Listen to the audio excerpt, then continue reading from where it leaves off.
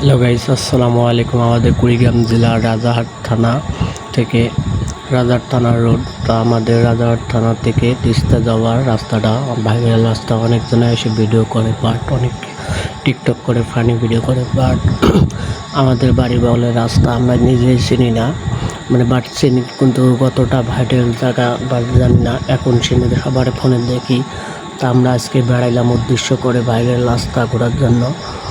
তাই এখান থেকে আমরা বাইরের রাস্তা ঘুরতেছি।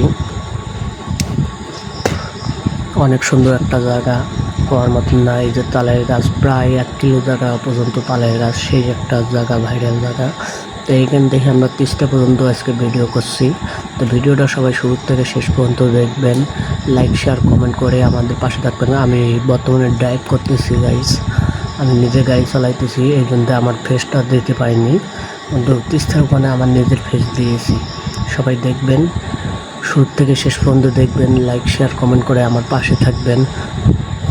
গাড়ির আমাদের লাইসেন্স নাই, ড্রাইভিং লাইসেন্স নাই, তা পুলিশ সামনে, এই জন্য আমরা লোকাল রোড ঢুকলাম, গ্রামের ভেতর দিয়ে যাচ্ছি। তিস্তায় আমাদেরকে আটকাইছে,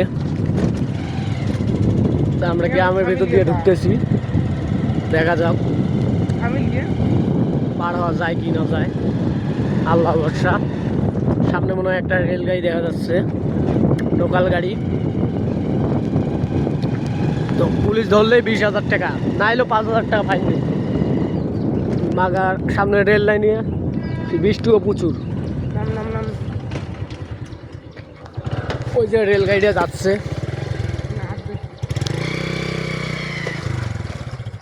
রেলগাড়ি যাচ্ছে। তিস্তার ব্রিজ,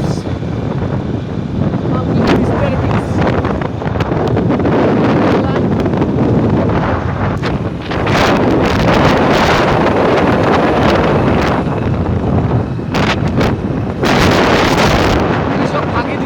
কায়দা মতো তিস্তা তুললো গ্রামের ভেতর দিয়া, ট্রাফিক পুলিশ সবাই করে অনেক ভেজাল ইয়ে।